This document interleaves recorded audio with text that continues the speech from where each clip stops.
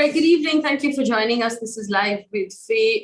Yesterday, we had a really interesting discussion about the health IDs that the government has proposed to bring to all of us, which has been launched by the Prime Minister. We had the former Union Health Secretary explain to us the challenges of privacy. I would like for you to take a look at it if you haven't done so already. It is extremely enlightening. But while we were having that discussion, several of you popped up saying we would like to know what is going on in Punjab, to which I respond saying I would like to know as well, because it seems like that story is developing every half an hour and there are very precious few people who actually know what's going on in Punjab. Let me give you an update of what's happened just today. Captain Amrinder Singh, former Chief Minister of Punjab, who resigned now 11 days ago, met with Amit Shah, the Home Minister. We know that Navjot Singh Sidhu quit yesterday. He put out a statement in the press and so on social media saying his resignation was in reaction to the fact that the people picked in cabinet were corrupt. People picked for police were corrupt. There were also members of the cabinet and members of the Congress General Secretary and the Treasurer who resigned after Sidhu resigned. The Chief Minister has put out a statement saying that he would like everybody to sit down and talk about it. And then Congress leader Kapil Sibal expressed concerns over the leadership crisis inside the party. He said, interestingly, and I quote, "There is no president, so we don't know who's taking these decisions. We know, yet we don't know." Almost like, how do you troll Rahul Gandhi without trolling Rahul Gandhi? So effectively, he was saying things without really saying them. A lot of things are developing right now. And we know that Punjab goes to polls now in February, March next year. What does this mean really for the people of Punjab? Because in all of this, remember, we're still in the middle of a COVID crisis. We're in the middle of an employment crisis. Punjab specifically is in the middle of the farmer protests as well. They need a decent government and we don't have that. Joining me this evening to help us understand what's going on, very senior journalists, Ms. Arati, Jerath and Mr. Rajan, Mahan. Good evening and thank you both for giving us time. It's a pleasure to speak with the both of you. Ms. Jerath, I'll start with you. I know that when we were chatting, you did say, of course, that the ones who lose here are the people of Punjab. But does it seem now like the Congress is it doesn't have a handle on this situation? Because for a bit, when they appointed this chief minister, it looked like they knew what they were doing. That sort of image is starting to crumble a little bit. Absolutely. In fact, I think just when people were beginning to think that the appointment of a Dalit Sikh chief minister may be a master stroke, Navjot Singh Sidhu resigned and, the whole crisis kind of exploded again in Punjab. And just to, the fact that today when there's this turmoil going on in Punjab, Rahul Gandhi is in Kerala and Priyanka Gandhi is in Lucknow, Priyanka Vadra rather, is in Lucknow, seems to suggest that the Gandhi siblings have kind of, thrown up their hands and said that, okay, Harish Rawat, you please handle it because you are Punjab in charge. So you go and do the firefighting.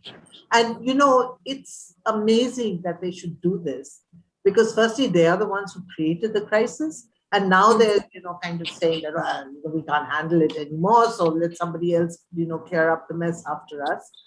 And worse, Uttarakhand is actually one state where the Congress has a chance of coming back to power. And it's interesting because I've just come back from a trip to Rishikesh.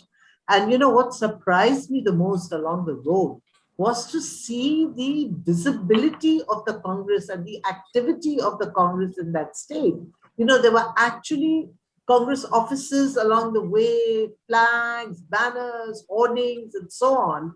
And, considering that you don't see the Congress anywhere, to see this kind of activity in Uttarakhand, actually Harish Rawat should be in Uttarakhand leading the charge, instead of which he's been put to work in Punjab to try and douse the fires there. So, honestly, I don't think the Congress knows whether it's coming or going. Ms. Jerath, I read today that the Prime Minister will begin effectively campaigning in Uttarakhand on the 6th or the 7th of October. Now, we know that the BJP is most comfortable in its skin when it's campaigning, because this is what the BJP knows how to do really well. So that juggernaut is going to start moving. The Congress is running out of time. But do you do I sense that you empathize with Kapil Sibal here? That there is disarray in what is called the high command and nobody knows who's going and coming and who's in charge? No, completely.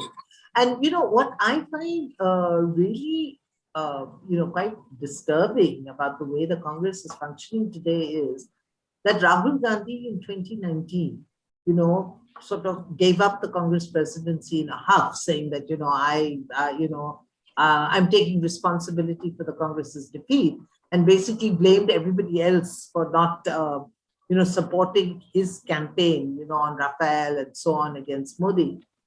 And said that, look, I'm now nothing in the Congress, I'm just an ordinary MP. And yet today we find his footprint everywhere. He and his sister are the ones who chose Navjot Singh Sidhu as the PCC chief for Punjab. He and his sister are the ones who appointed Channi as the chief minister, in Punjab.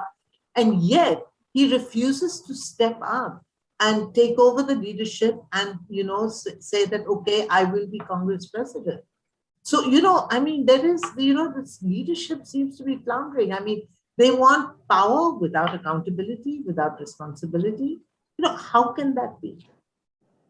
And we have one of our audience members who said, why is the MP from Wayanad making these decisions on Punjab? And I'll take that question to Mr. Mahan. That's fair, because that is, Member of Parliament, Wayanad is Rahul Gandhi's official designation. He has technically no business making decisions about Punjab at all, unless, like Ms. Jerath says, he takes over that mantle and takes responsibility. Here, there's no responsibility.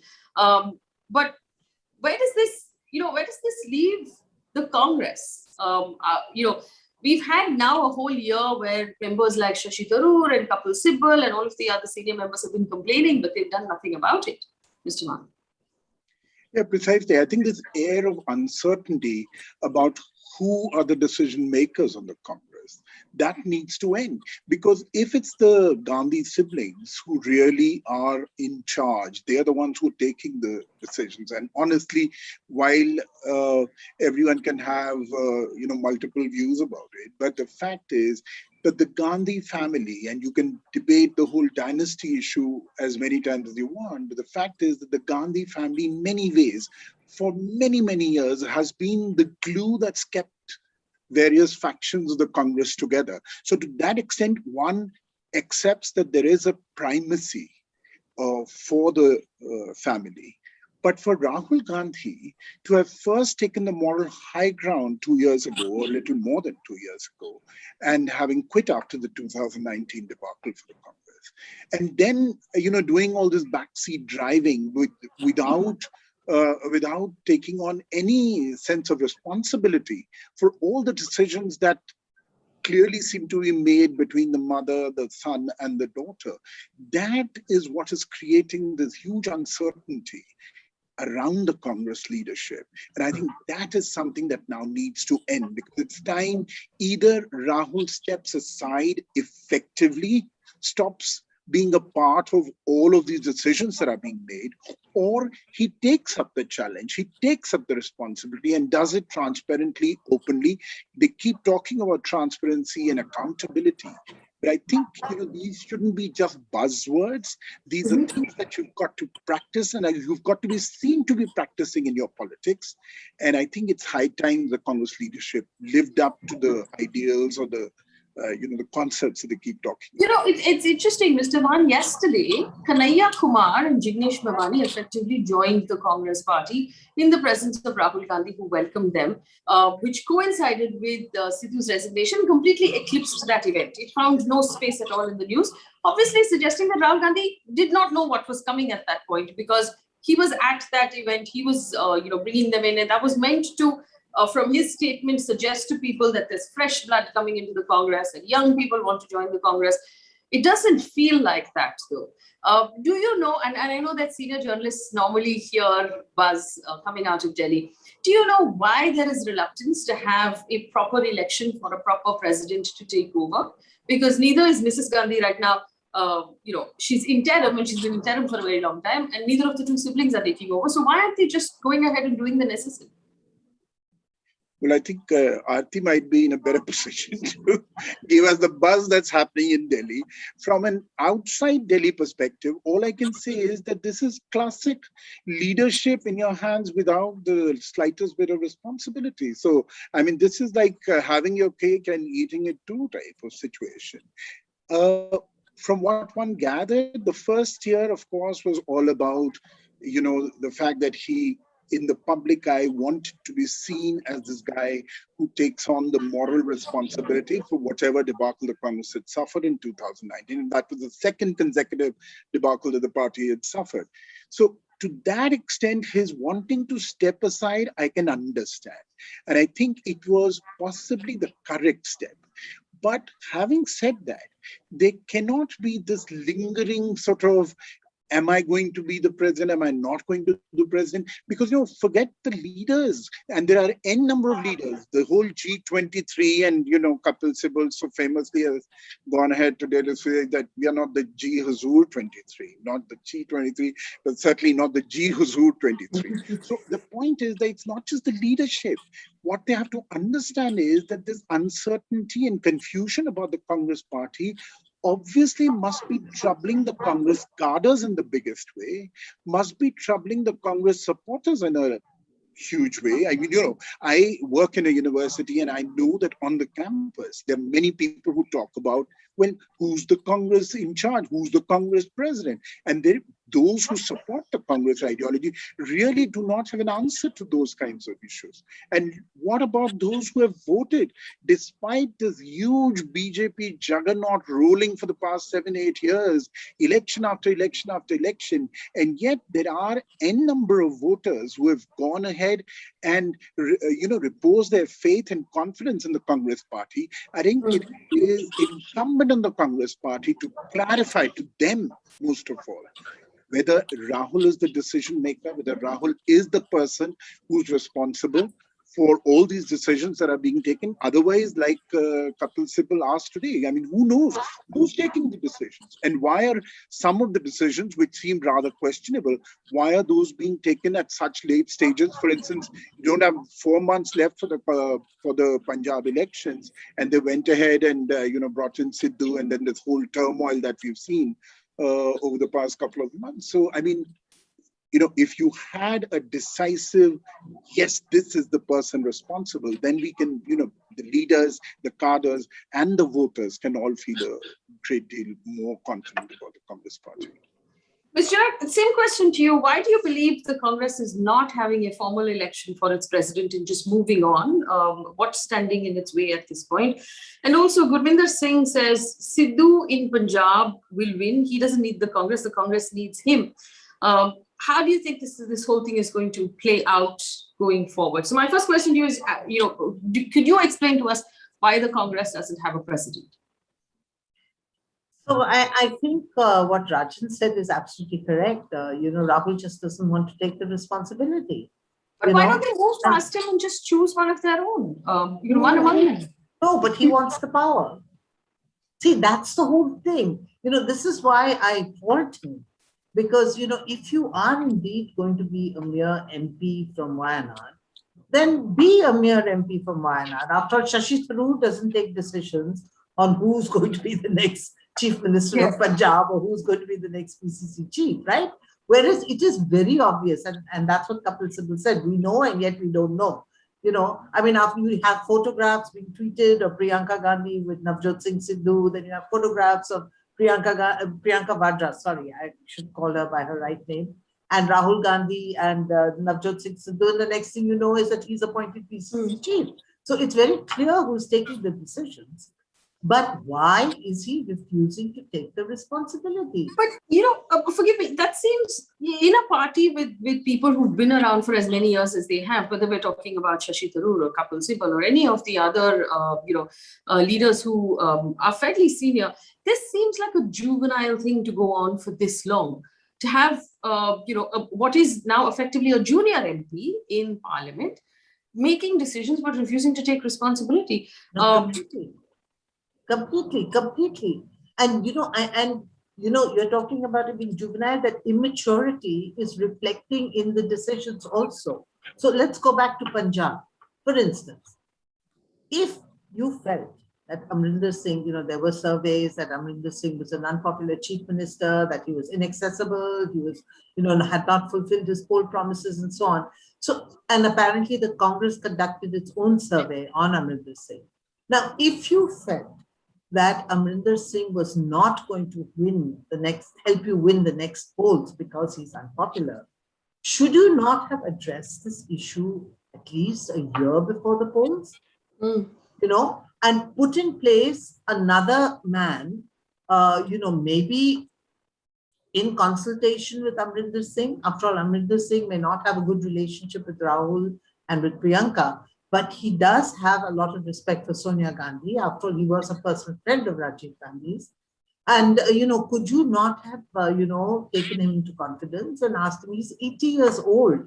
I'm sure he wouldn't have minded stepping aside if you put in place a non-controversial person who he felt would not humiliate him or, go after him or anything like that. And this issue should have been addressed at least 1 year before the polls, the way the BJP has addressed it in Gujarat. They changed the chief minister more than a year before the Gujarat polls, so that the new chief minister then would have had time to settle down, to announce schemes, to, kind of correct the mistakes that the captain had made, to fill the gaps that the captain had left, and, maybe help the Congress to win. So firstly, the fact that you left it to 4 months before the elections, and 4 months what? In 2 months' time, they will announce the dates for Punjab polls, model code of conduct will come into effect. The new chief minister will not be able to do anything at all. He will be a lame duck chief minister. So, what the Congress hopes to achieve by making this change just 4 months before, I cannot understand. Then, so what do you think? Then you go and appoint a new PCC chief who has a running battle with the chief minister at that time, Amrinder Singh, who you should also by now have done a character analysis and know that he's a temperamental person, highly emotional, and, does things on whims. He is, look at his choice of advisors. He chose a man like Mali, who, went and said that Kashmir is not a part of India. And, and there's a dispute. That's not the Congress's stand. So, Navjot Singh Sidhu is a bomb waiting to explode at any point of time. And if Rahul Gandhi and Priyanka Vadra were any judge of character, they should have known this about Navjot Singh Sidhu. So he was completely the wrong man to choose, And also Navjot Singh Sidhu is an extremely ambitious man. What did he want? He wanted to be king of Punjab. He wanted actually to be the chief minister. It's only because, the captain launched that anti-national attack on him and, accused him of being virtually in cahoots with Pakistan, that I think the Congress balked and did not make him the chief minister.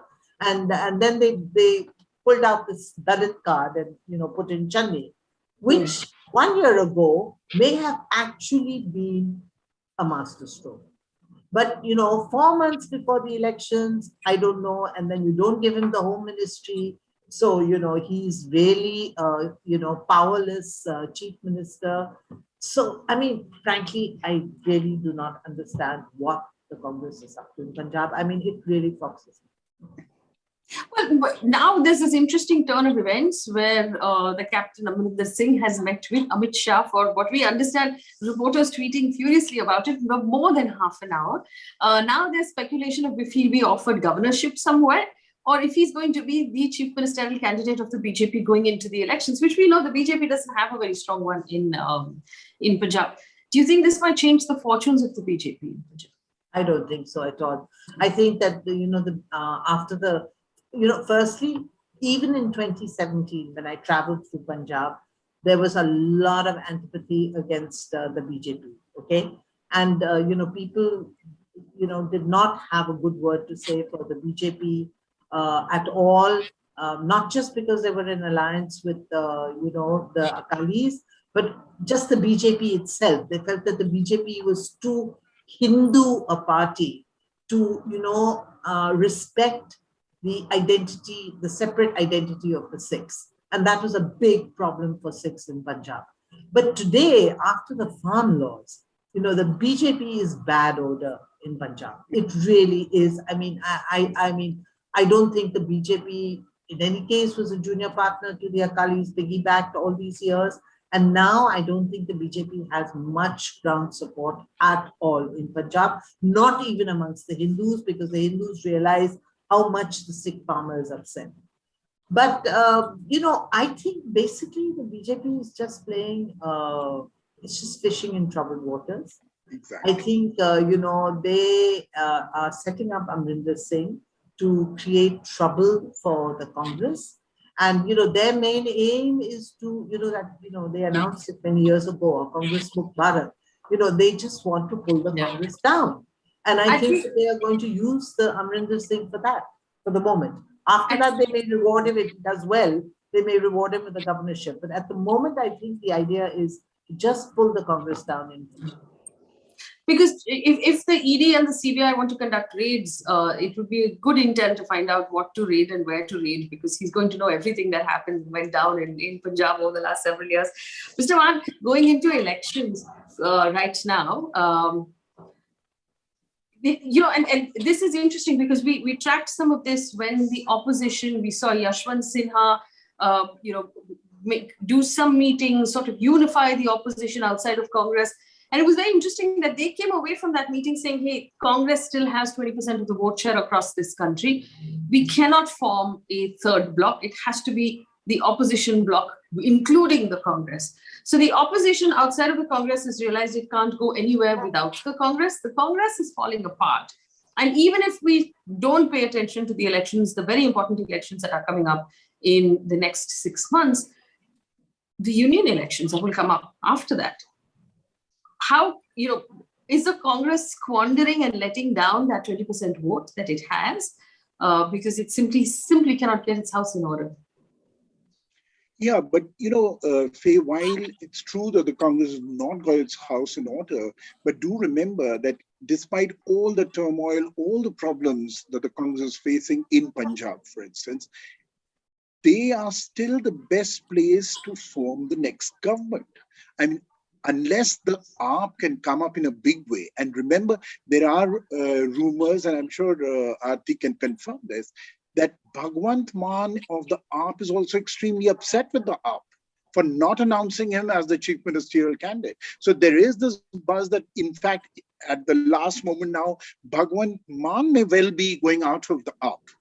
So, we're looking at personalities right now, but look at the issues. Once you look at the issues and then you realize that, and the whole buzz in the country for the past, say, fortnight at least, around Punjab, is all about personality clashes, ego clashes. So Rahul can't see Amrinder, Amrinder can't stand Navjot Sidhu, and Sidhu wouldn't allow anybody else except himself to be the chief ministerial choice. I mean, remember, he actually vetoed 2 other people. There was Sunil Jakhar and S.S. Randhawa, who were the first 2 choices to come in as the, once Ambika Soni, of course, had, remember, 10 days ago, it's all looking like very ancient history, because that's the amount of drama that we are seeing unfolding around Punjab almost on a daily basis. So the fact is that despite all the drama, despite all the turmoil, the Congress is still well placed. There is, we have to remember that it is the party that led India's freedom struggle.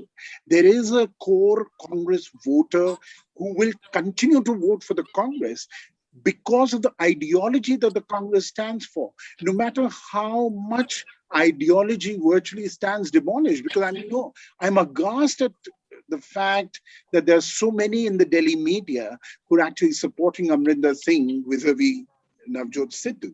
But the fact is that if Amrinder Singh, within 10 days of being moved away as the chief minister, after remaining chief minister for 4.5 years, if he doesn't take even 10 days to switch over to the BJP, it tells you a lot about, the basic character and the fact that virtually ideology and a certain purpose or aim in politics seems to be going dead. All that matters to a lot of these very, huge, larger than life personalities is their own selfish interests and promoting those interests.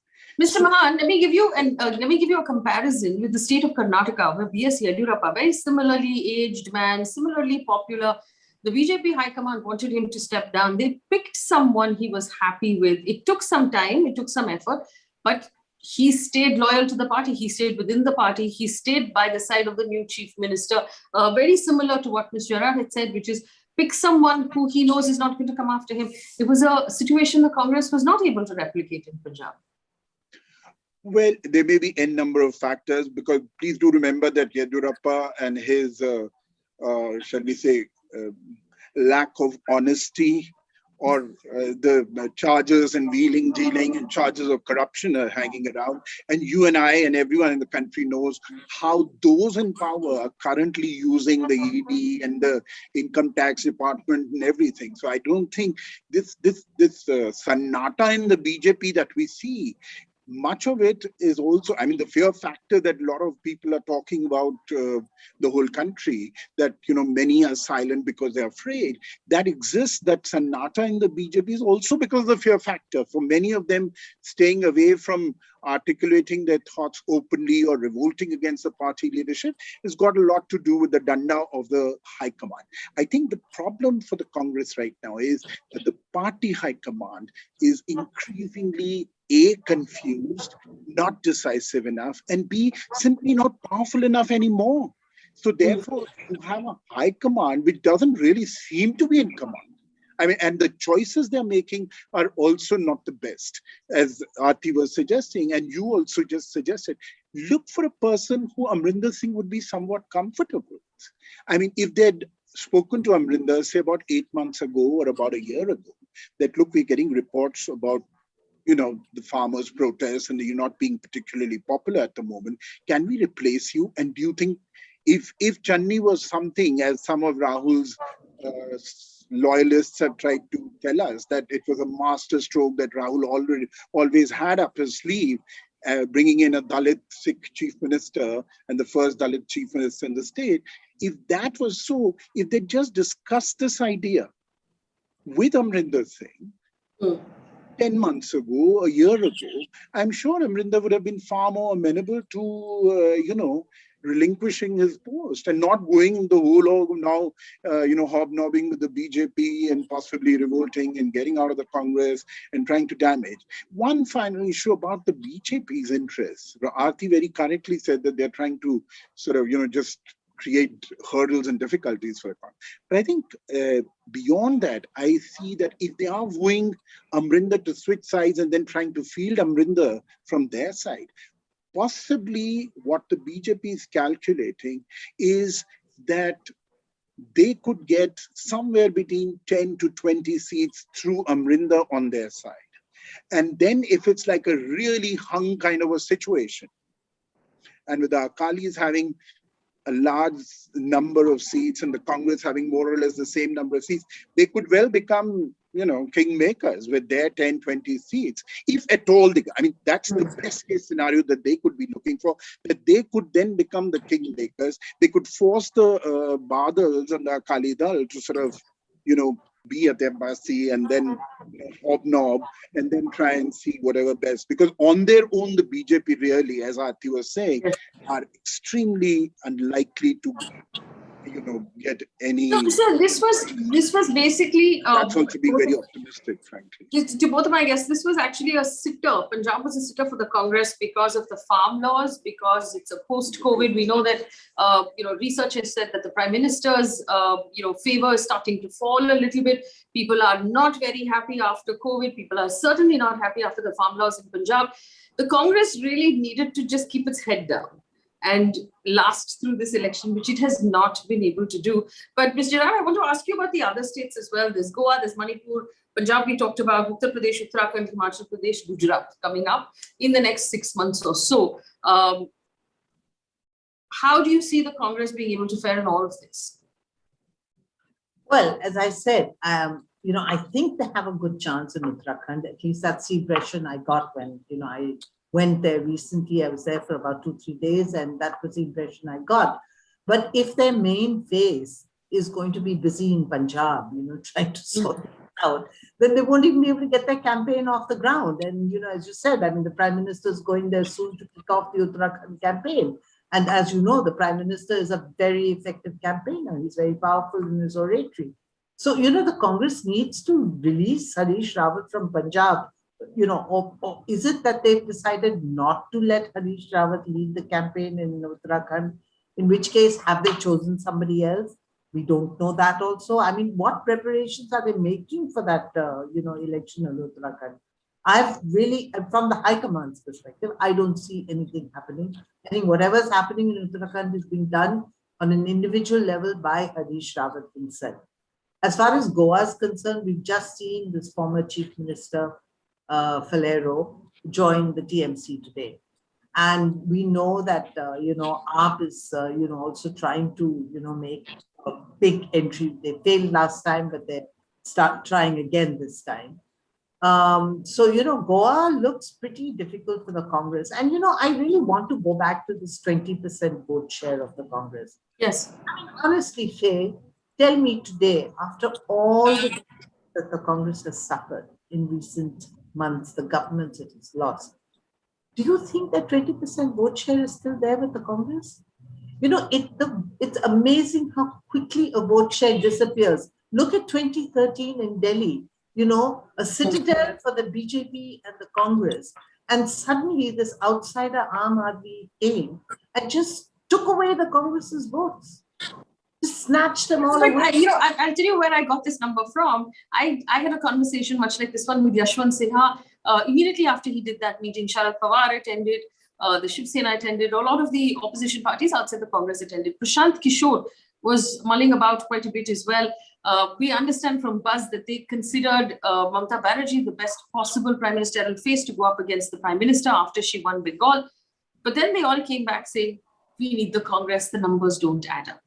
So that was the assessment that I was going by. But do you think things are changed? Absolutely. And I always felt that I think they were barking up the wrong tree because you could see the Congress just collapsing. Honestly, today, if there was an election, I don't think that 20% vote share would hold. I think that 20% vote share would halve. Where are they today? They lost in Kerala. They've, they are just a very junior, kind of partner in Maharashtra. They lost the Madhya Pradesh government. Jyotiraditya Scindia has walked out. I don't know what the vote share in Madhya Pradesh would be today if there was an election. In Rajasthan, Sachin Pilot and Ashok Gehlot are fighting. We know that they're fighting. I don't know whether that vote share that they got last time would remain steady. And of course, in Punjab, we're seeing, the comedy that is going on. So frankly, and as I said, we only have to look at Delhi to see how rapidly a vote share can transfer to another party, can just vanish, disappear. I really don't think the Congress is it is making itself irrelevant in politics because of the immaturity of the leadership, the wrong decisions they're taking, their, mistiming in everything that they do. And, and the failure of the leadership, that is the Gandhis, to take responsibility and come out there in front and lead, the way Modi does, the way Amit Shah does, to just constantly sort of hide behind his mother's, pallu and, let that poor lady who really should be now, who's dying to retire, yes, because of ill health. Why should she be made to, be the face and take the responsibility? Well, Faye? Yes, Mr. Mahan, go ahead. I don't feel as despondent about the Congress as Arati seems to be feeling. And in terms of even taking responsibility, I think let's just go and look at what happens state after state where the BJP loses elections. So when they win, the credit is all Mr. Modi and Mr. Shah and his Chanakya Niti, etc., etc. Every time they lose, it's all about regional leaders. So, even they seem to be shirking away from taking responsibility when it's failure. Let's be fair about all this. And as far as the Congress's vote remaining intact. I think it will remain intact because there are millions and millions of people in India, even today, who believe in ideology and much more in that idea of India that is enshrined in the Constitution of India. And I think there are enough number of young people in this country who are full of a sense of idealism. And we just saw, while that event may have been overtaken and overshadowed by the turmoil in Punjab, the fact is that Jignesh Mevani is an important leader in Gujarat. Kanhaiya Kumar has, all those who don't believe in all these theories of Tukre gang, etc., and the anti-nationals, because far too many in the country are being tarred as anti-nationals by some forces. So if you believe that India is going through a massive churn, if you believe in that idea of India that is enshrined in our constitution, I think for far too many people, there really are no alternatives. And I'm living right here in Rajasthan, in the heart of, the Hindi heartland, as they say. Tell me any other party which really counts, including TMC. I mean, let TMC try its luck in Rajasthan. Don't think they'll get even 25% of what the Congress is still going to get. Let TMC try its luck. I'm not discounting TMC. I think it's a very important, crucial player. What they've done in Bengal is something that has given hope and confidence to many, many sections of India's polity. But at the same time, let's not hype them out of proportion, and let's not undermine. Let not the media and those in the media think that they know best about what is the connect that the Congress has. It's not something that has been built over just the last 6 or 7 years. It's something that has existed for how many years is it now? From 1885. It's almost 100. So I sense that the two of you disagree on this point. Ms. Jerath, you want to rebut? Oh, completely. I mean, I think that there is an anti-BJP vote in the country. And I think that vote is looking for an alternative. And I think that really, we need an opposition that can harness that vote, because that vote is actually growing day by day, because we've seen the failures on the economic front, we've seen the failures as far as COVID is concerned, there are so many missteps. I mean, the farm laws was another very big misstep. But even in terms of security in China. No, sure. But I think those are not issues that affect people on a daily basis. But yes, rising petrol prices, rising food prices, the crisis in agriculture. These are all things that people feel pinch them. Unemployment, yes. Unemployment, they pinch them on a daily basis. So I think that there is an anti-Modi, anti-BJP vote. And I think that that vote is growing. But I'm not sure that this vote is necessarily looking at the Congress as the alternative. Wherever they can find an alternative that's not the Congress, they go for that alternative. And I please want to come back to Delhi.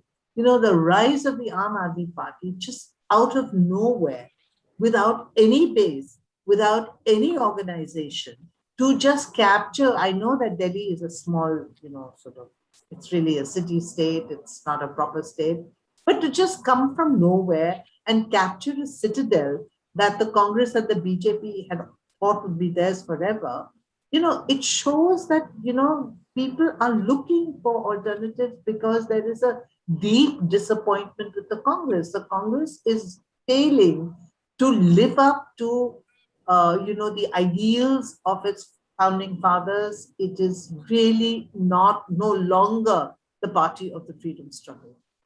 That actually went many, many years ago. It is now a Gandhi family, concern. That was actually going to be my question. And I admire Mr. Mahan's idealism in the sense that he said that if you want to, protect the idea of India and the Constitution, then this is one option that a lot of young people are considering. But one would also expect, if that is truly what the Congress believed, that they would put aside all of their differences of their own personal, growth and gain, and purely look forward to making this fight work. If we consider what needs to be done in the next general election, the Congress will have to display the maturity of being the only national party, work with all these regional parties, and be able to put up a unified front, which means, actually breaking down the seats, accurately in various states, be able to give and take just enough. These two siblings have not displayed that ability in any of their previous elections. Absolutely. And I think also, if you just even look at the relationship of Rahul Gandhi and Priyanka Vadra with these regional leaders, except for Stalin, who has come out openly in support of Rahul Gandhi. Who supports Rahul Gandhi? Not Mamata Banerjee. She does not have a good rapport with him. Sharad Pawar, no. Uddhav Thackeray, I mean, Sanjay Raut keeps talking about Rahul Gandhi, but I'm not sure that Uddhav Thackeray is particularly enamored with Rahul Gandhi.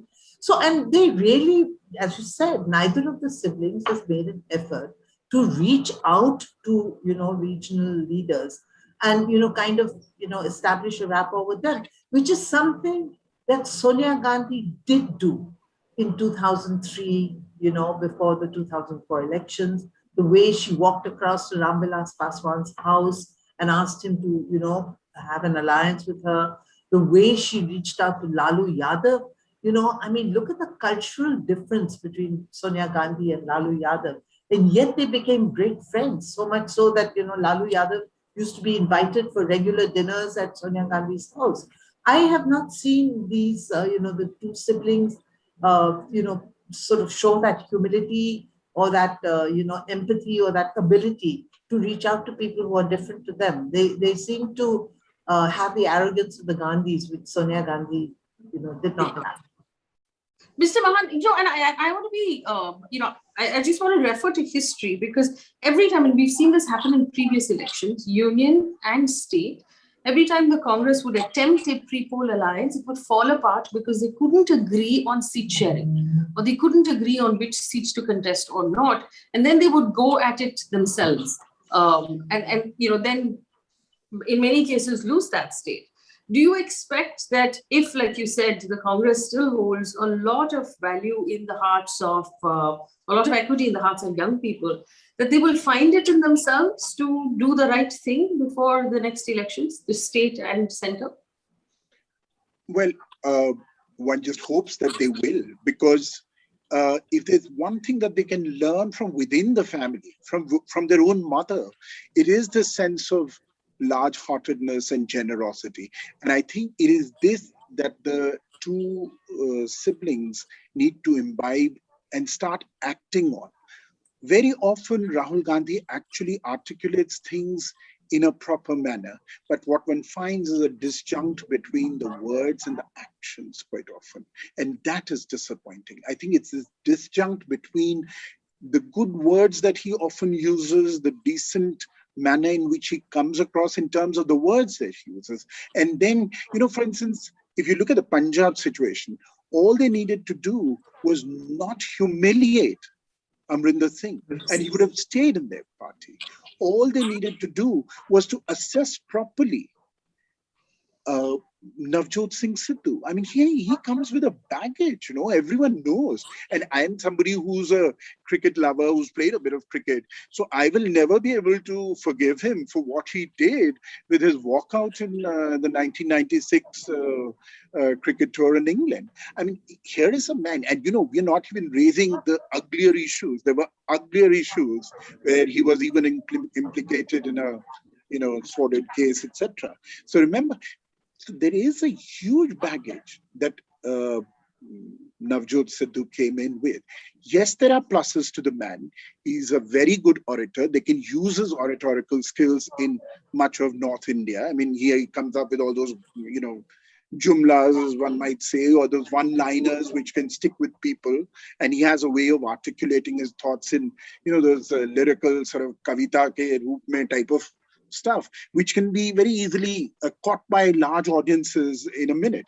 So there are pluses to him, but at the same time, all they needed to do was to ensure that his, overweening ambitions could be kept under check. And all they needed to say was, you're too raw in our party. You need to continue for a few more years. We'll try and give you more responsibility, etc. That's all that they needed to do. One, be generous and decent, ensure the dignity of Captain Amrinder Singh, and ensure that Navjot Sidhu remains an asset in the sense of his oratory or his popularity within large sections of Punjab. He stays on your side, but you don't give him the top job. All you have to say was, well, there are people who are much more senior. We've got to look after them also. And they've not been able to do that. One just hopes that all these experiences will help them become more mature and that they will start displaying the generosity in their actions. First and foremost, in treating people and leaders within their own party, and then in building up all these alliances and coalitions that they need to build up if they want to go ahead and challenge Narendra Modi and the BJP effectively in 2024. Otherwise, increasingly, of course, we've got this Hindu, some Baba or somebody who's actually clamoring for Hindu Rashtra to be declared by the 2nd of October. No? He's saying, I'll commit suicide if we don't declare it as a Hindu Rashtra by I don't even know why the media gives individuals like that any space at all, because he also apparently asked that the citizenship of all non-Hindus be cancelled. I mean, complete ridiculous. But I want to ask you this, and I'll ask both of you this question. Mr. Mahan, you first. Who do you think should be the president of the Congress party from within the talent they already have?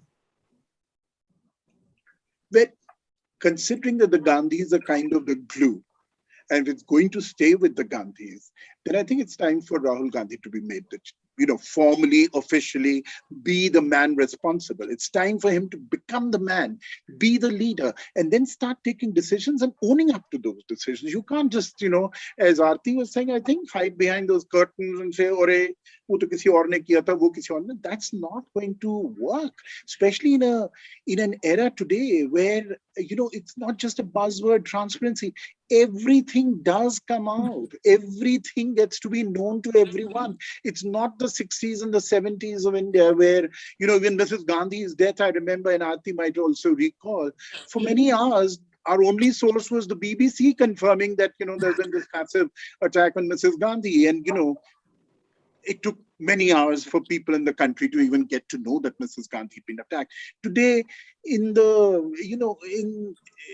a few seconds, in a few minutes, everything gets all over the social media, even the worst kept secrets. Everything is a worst kept secret nowadays. You can't keep anything secret. You talk about transparency and accountability. Time for you to, walk the talk. Time for Rahul Gandhi to own up responsibility. If he's taking all the decisions, as was it you or Arati who said, Shashi Tharoor? I mean, he could be certainly a good choice, an interesting choice. Now that even his, that Sunanda case is also well behind him now. He could be a choice. The Congress has got lots of talent. It's not as if Rahul's the only choice. But all I'm saying is that Rahul could well be the immediately acceptable choice. Let's give him a run for a few years and then see if the party revives under him. He could well. If I remember correctly, he did have a fair run for a few years and he did the opposite of reviving the party. But Mr. Jerath, the same question to you. Who do you think should be the Congress party president? Frankly, Faye, I think the Congress has outlived its relevance. It really has. I mean, it has moved so far from its beginnings, from its roots, from Gandhi's ideology, from Gandhi's, this whole idea of India. It has moved so far from that, honestly, what does the Congress stand for today? What does the Congress represent today? I really don't know, this whole thing of, just one family, kind of behaving like, entitled. That's right. That whole sense of entitlement. I mean, that, goes against the, Republican idea, right? So, frankly, I really think the Congress has outlived its relevance.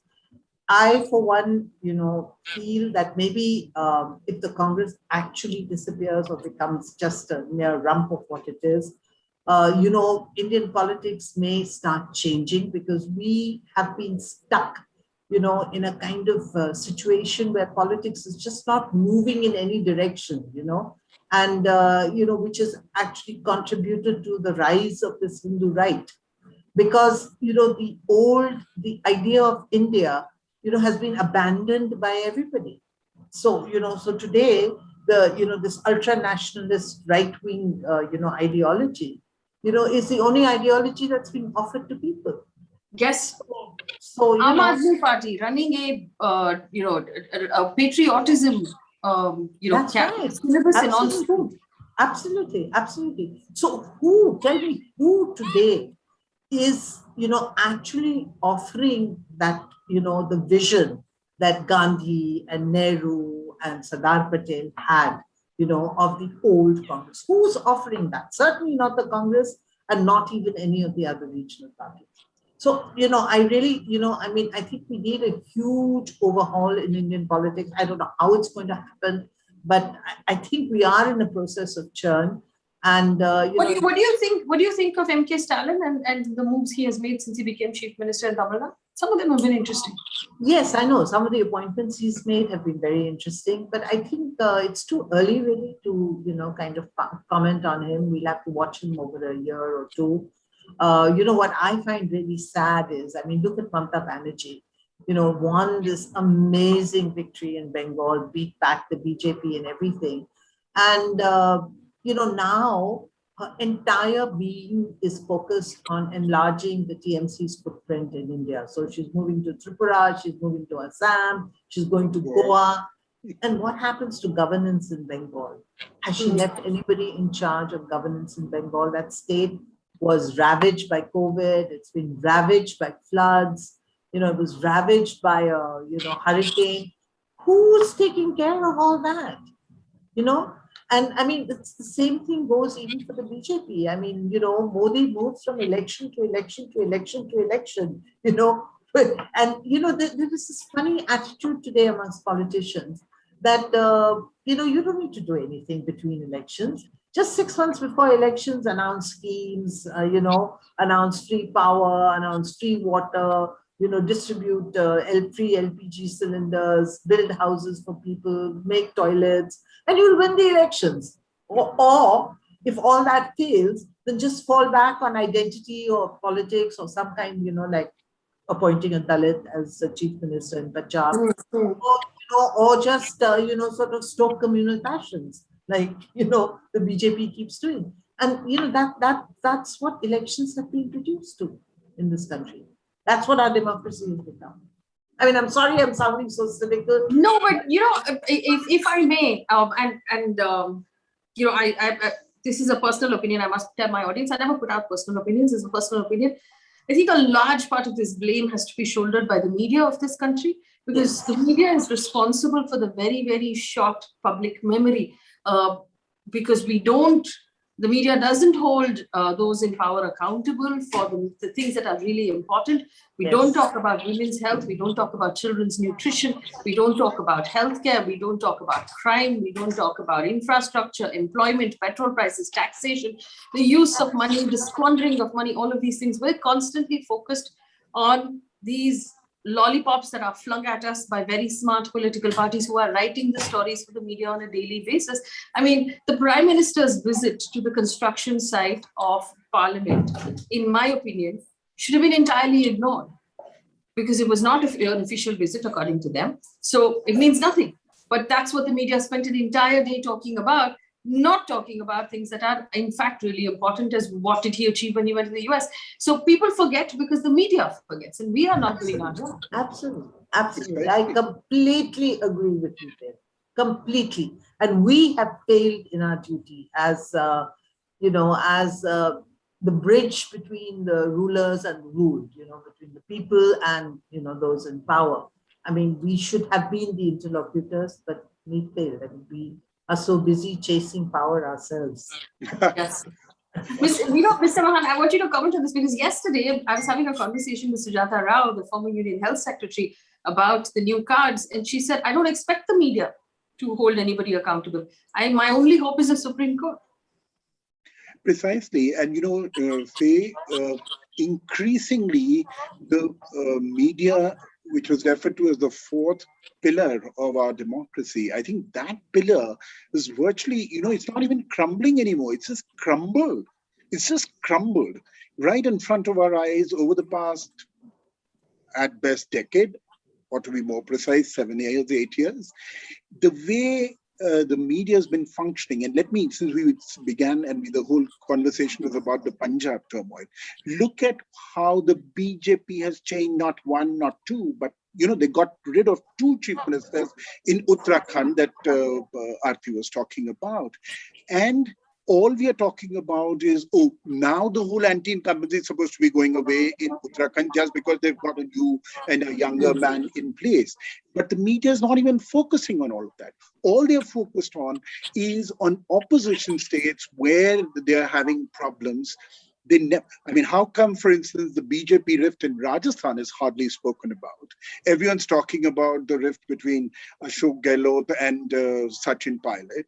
But what about the huge running battle that's going on between their, 2-time ex-chief minister, Vasundhara Raje, and the entire RSS lobby in Rajasthan not wanting to allow this only woman chief minister of the state to figure anywhere. She's been marginalized, she's been sidelined, and I don't find many, although she has many friends in the Delhi media, but even they don't have, if I may say, the guts to really talk about all that.